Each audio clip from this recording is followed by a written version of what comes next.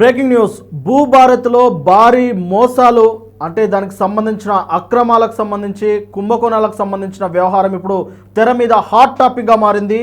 వేలకు వేలు కోట్లకు కోట్లు కొల్లగొట్టినట్లు కూడా ఇప్పుడు చర్చ నడుస్తూ ఉన్నది. అయితే దీని వెనకాల ప్రభుత్వ అధికారులు ఉన్నారా, లేదు అంటే ప్రభుత్వానికి సంబంధించిన వ్యక్తులు ఉన్నారా, లేదంటే కేవలం మీ సేవ ఆపరేటర్ల అంటే మీ సేవ ఆపరేటర్లు మాత్రమే ఉన్నారా, లేదా సాఫ్ట్వేర్ డెవలపర్లు ఉన్నారన్న చర్చ అయితే ఇప్పుడు ప్రధానంగా జరుగుతూ ఉన్నది.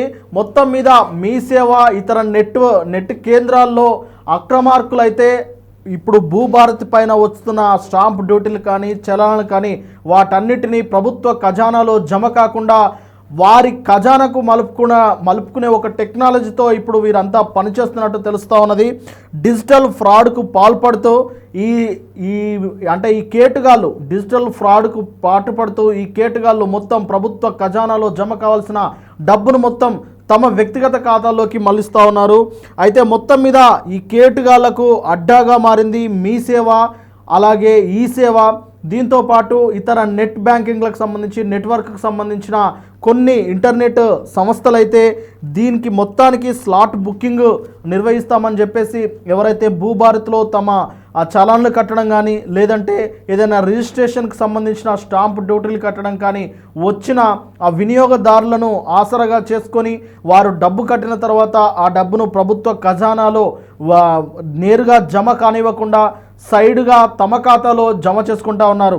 అంటే ఒక వ్యక్తి 8,000 ఆ రిజిస్ట్రేషన్కి సంబంధించి లేదంటే చలానాలకు సంబంధించిన 8,000 రూపాయలు కడితే అందులో కేవలం 800 రూపాయలు మాత్రమే ప్రభుత్వ ఖజానాకు మల్లుతుంది. మిగతా 7,200 రూపాయలు తన వ్యక్తిగత ఖాతాకు మళ్లించుకుంటున్నారు. అయితే ఈ విషయము జనగామ జిల్లాలో బయటపడింది. జనగామ జిల్లాలో మీ సేవ నిర్వహిస్తున్న ఒక వ్యక్తి ద్వారా తహసీల్దార్కు అనుమానం రావడంతో ఆయన పోలీసులకు కంప్లైంట్ ఇచ్చారు. దీంతో జనగామ నుంచి కూపిలాగితే హైదరాబాద్ వరకు ఈ నెట్వర్క్ అనేది దాదాపు ఇప్పటికే 52 లక్షల వ్యవహారము దారి మళ్ళినట్టు అయితే తెలుస్తూ ఉన్నది. దీనికి సంబంధించి 4,800 ట్రాన్సాక్షన్స్ కూడా జరిగాయని, 4,800 ట్రాన్సాక్షన్లో జరిగిన మోసాలకు సంబంధించి మొత్తము 52 లక్షల వరకు ప్రభుత్వ ఖజానాలో జమ కావాల్సిన అమౌంట్ మొత్తం వారి ఖజానాలోకి జమ అయినట్టయితే తెలుస్తూ ఉన్నది. ఇక రంగారెడ్డి యాదాద్రి జిల్లాలోనే 3,000 ట్రాన్సాక్షన్స్ అయితే పోలీసు అధికారులు గుర్తించారు. మొత్తం మీద సైబర్ నేరాలకు ఈ విధంగా పాల్పడుతున్నారని చెప్పేసి ఒక్కసారిగా ఇటు సైబర్ డిపార్ట్మెంట్ అయితే ఒక్కసారిగా కంగు తిన్నది. అయితే ఇది సాఫ్ట్వేర్లో లోపమా, లేదంటే మీ సేవా నిర్వాహకులు లేదంటే ఇతర ఎవరైనా నిర్వాహకులు ఉన్నారా, లేదంటే ప్రభుత్వాలకు సంబంధించిన ఎవరైనా మంత్రుల స్థాయి వాళ్ళ హస్తం ఉన్నదా అన్న కోణంలో కూడా దీనిపైన ప్రభుత్వం అయితే నిఘా పెట్టింది.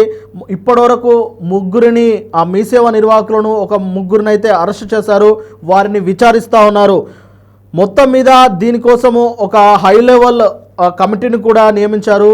ఐఐటి ముంబై నిపుణులైన భూ పరిపాలన ప్రధాన కమిషనర్ కార్యదర్శిగా మంద మకరంద్ నేతృత్వంలో మొత్తం 8 మందితో ఒక కమిటీని ప్రభుత్వం నియమించింది. ఆ 8 మందిలో టేకీలు అంటే సాఫ్ట్వేర్ డెవలపర్సు, వారితో పాటు ఇతర భూభారత్కు సంబంధించిన ఇతర నిపుణులు, ప్రభుత్వ అధికారులు కూడా ఉన్నట్టు తెలుస్తూ ఉన్నది. మొత్తం మీద ఇప్పటి వరకు 52 లక్షల రూపాయలనైతే కొల్లగొట్టినట్టు తెలుస్తూ ఉన్నది.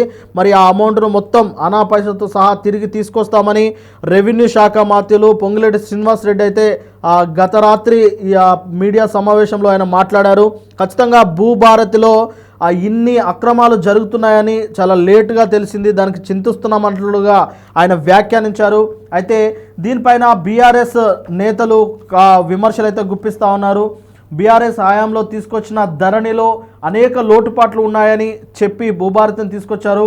కానీ భూభారత్లో ఇలాంటి లూప్ హోల్స్ ఉన్నాయి. ఆ లూప్ హోల్స్ను వినియోగించుకొని కేటుగాళ్ళు కావచ్చు లేదంటే ఇతర ఒక రకంగా చెప్పాలంటే దోపిడీదారులనే చెప్పవచ్చు. ఆ దోపిడీదారులు స్టాంప్ డ్యూటీల డబ్బులను వారి ఖాతాలోకి మరలించడం, అలాగే చలాన్లు భూమి రిజిస్ట్రేషన్కి సంబంధించిన ఏదైనా చలాన్లు కట్టిన వాటిని కూడా ప్రభుత్వ ఖజానాలోకి వెళ్లకుండా తమ ఖాతాలోకి మళ్లించడం అనేది ఇది అత్యంత దారుణమైన వ్యవస్థ. ఇది ఒక రకంగా చెప్పాలంటే ఆ ప్రభుత్వమే ఫెయిల్యూర్గా దీన్ని చూపవచ్చు. ఇలాంటి ఒక కుంభకోణం ప్రభుత్వంలో జరుగుతున్నప్పుడు, అది బయట వ్యక్తులు వచ్చి చేస్తున్నప్పుడు ప్రభుత్వ అధికారులు ఏం చేస్తున్నారు, వారి కళ్ళు మూసుకుపోయాయన్నంత రీతిలో బీఆర్ఎస్ శ్రేణులు అయితే ఆరోపణలు గుప్పిస్తూ ఉన్నారు.